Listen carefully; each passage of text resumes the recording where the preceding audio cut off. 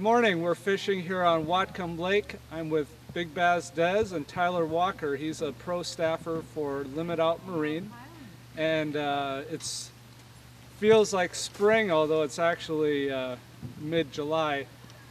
Dez, I hear this is a great smallmouth bass lake. Yeah, it is, Mike. Awesome fishery. We look forward to coming up here any chance we get. This lake's just, it's got a huge population of smallmouth. It has a small population of largemouth as well. But it's a great fishery. You know, they have a lot of forage out here to feed on, so it produces a lot of healthy fish for us to enjoy all day. Cool. Yeah. And Tyler, we are fishing in style today, aren't we? We've got a nice bass boat behind us. This is a 22-foot. It's a 21-foot Phoenix. It's I purchased at Limit Out Marine, where I pro staff for. Like I said, it's 21 feet. It's a great ride, great handling boat. No disappointments. Excellent. Well, I've seen the boat last year at the grand opening for Limit Out Marine, and I'm excited to get on the water with it and to get into some of these smallmouths. So let's go get them. Let's do it, guys. All right.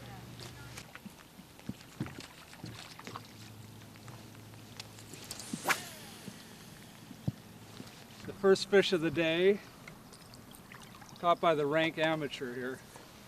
Just a little guy, little smallie caught on a blue rattle trap. We're gonna find some bigger fish though, I'm sure, so there we go. Pretty decent, about No, he's not that big. About a pounder? Yeah. Yeah, he's not that big. They pull good. Yeah. Football head. Works every time. So that's one on the football head and one on the rattle trap so far. All right? They'll get bigger. All right. All right, Mike Carey just hooked up with a nice one.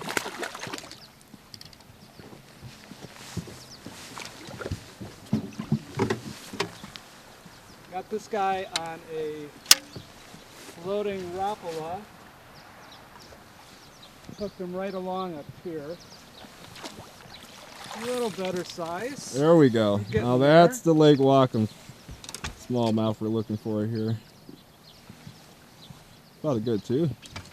That's a good tournament size fish. Good Yeah, job. probably That's 2.5. a keeper.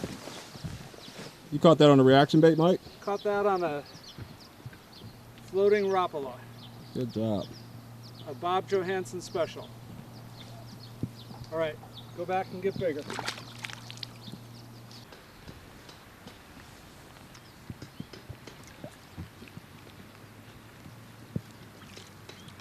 Not a bad one. Not a bad one. Not what we quite want, but we'll take it. Fell victim to the old rattle, the jerkbait there. Oh, no, it's not a good one. Just got hooked weird.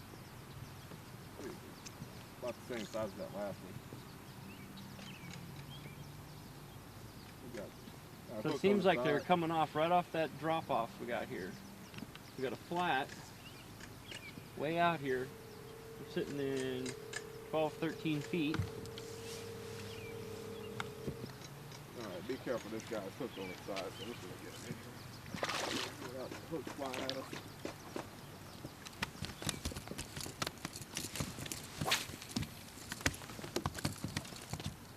Gotta be careful of those treble hooks. Get that guy out there. So he's not hard. Yeah, it's about the same size as the last one here. What we're kind of targeting in this area, for you viewers to kind of understand what we're doing, is we got a big flat that comes out here, and we're trying to stay in about 17, 18 feet of water right on the drop off.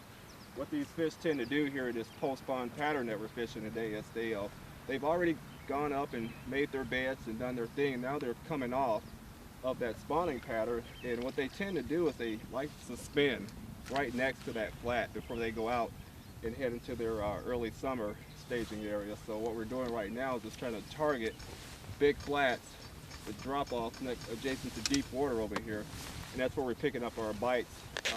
I think out of the last 10 minutes here, the last couple of fish we've had, they've all hit right here next to the boat. Get out of there. What are you doing in there, Curly? Curly.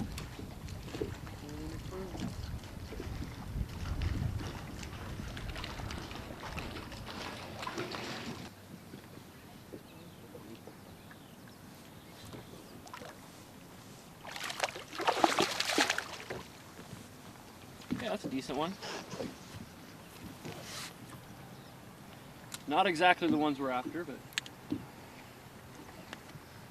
they are Breaks the fish. dry spell.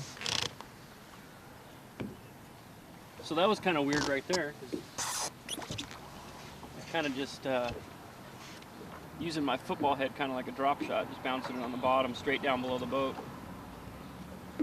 So it looks like if you do find the fish and you get onto them, that's not really going to matter. Get a bait in front of their face and they're going to take it.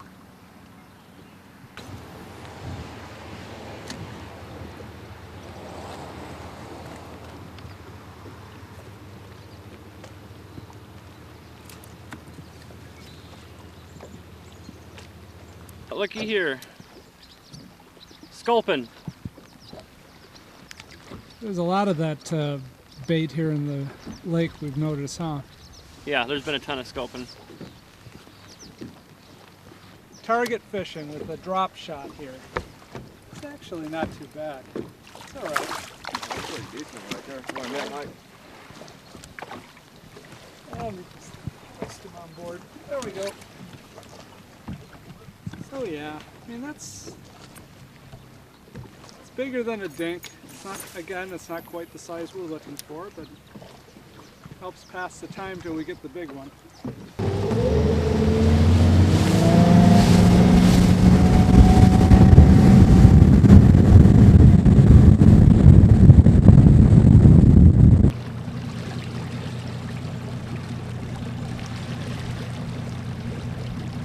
All right, so we're going to be doing a little sight fishing at this point. We just moved into a big flat area. It's got some good hard bottom, which are kind of the areas you want to look for ideally for bedding fish this time of the year. We're still fortunate to have an opportunity to go after bedding fish. It's just so happened that we're having a pretty cool, supposedly summer occurring right now, and that's allowing these fish to kind of stay in the spawning phase. So that being said, I just kind of want to give you guys a little insight of how we execute our bedding fish.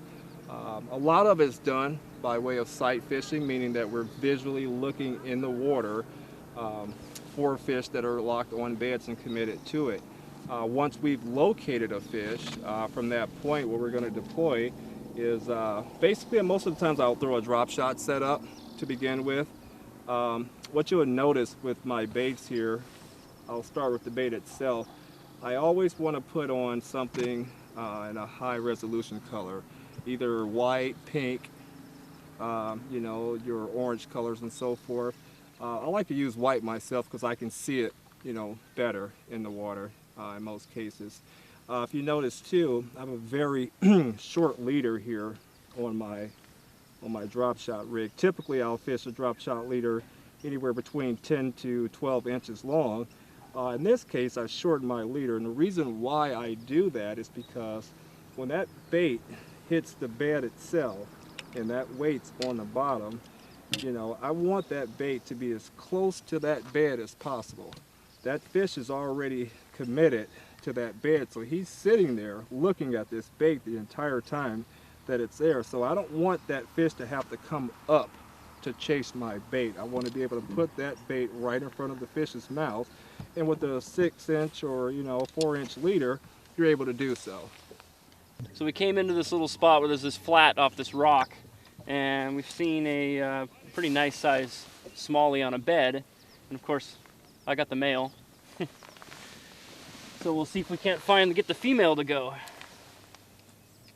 All right, we've come across a couple bedding fish here. We actually have a nice sized female down here sitting on a bed. Tyler, about 5 minutes ago, actually caught the male, and we released it and put it back. What that does is it keeps that female locked on that bed. Had we kept that male in our live well or took it to another spot, that female fish would have taken off, but it's still here. It's active. We're just trying to fire it up at this point to get it to bite. Takes a little patience. Oh, there it is. Oh, I just grabbed it. Ah. I grabbed it and spit it out.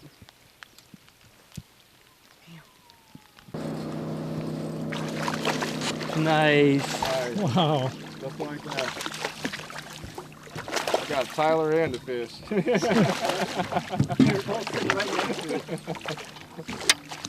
That was awesome. That was good job there, buddy. That's teamwork right there. Absolutely. Absolutely. I saw that thing go in her mouth. Well, that's classic. This goes back to what I was saying about being patient. We worked on this fish for what, about 15 minutes here? At least, dude. Most important thing to remember about bed fishing, don't worry about what the fish is doing. Don't worry if the fish leaves. Identify that bed, place your bait on it, and you leave it there. That's the best advice I can give you about bed fishing. A lot of times you got to find that one particular spot that they're going to hit it. A lot of times that's the corner of the bed.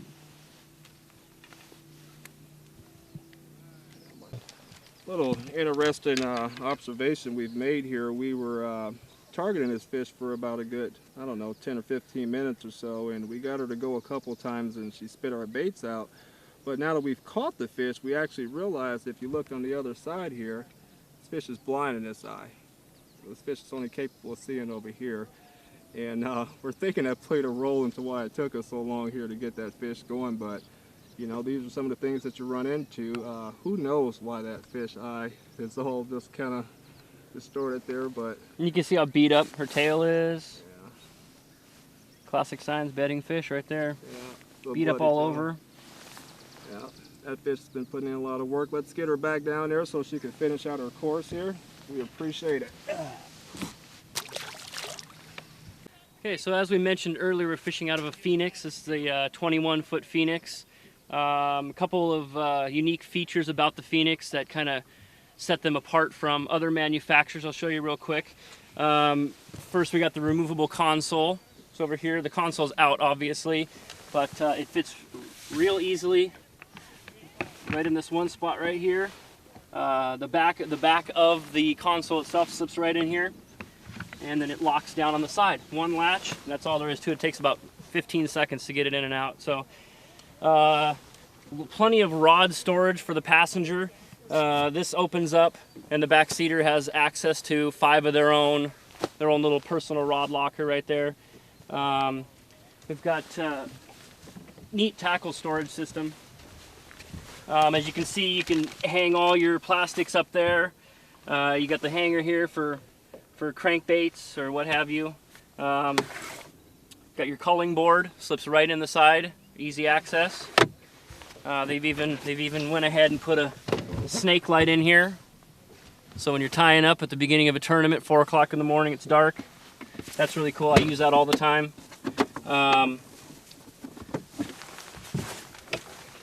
It's got this this other compartment, and I haven't even used it yet, but it's got a Lazy Susan up here, and it holds, you know, I think it's 15 more storage boxes will fit in there. Phoenix has come equipped with, you know, they don't do options like a lot of other boats do unless you specially want something. They come with a 101 Minn Kota, or you could get a Minn Kota or a motor guide with that. You can choose which engine you want to put on it. I've chose the SHO for mine because I wanted the 4-stroke, which allows us to fish out here in Whatcom because you have to have a 4-stroke motor. Net storage right there on the floor, real convenient, full-size net, fits right in there, real easy to get to, in and out. Everything is top-notch on this boat. Stainless steel everything. All the stringers and everything are made from Coosa composite, so there's no wood on this boat.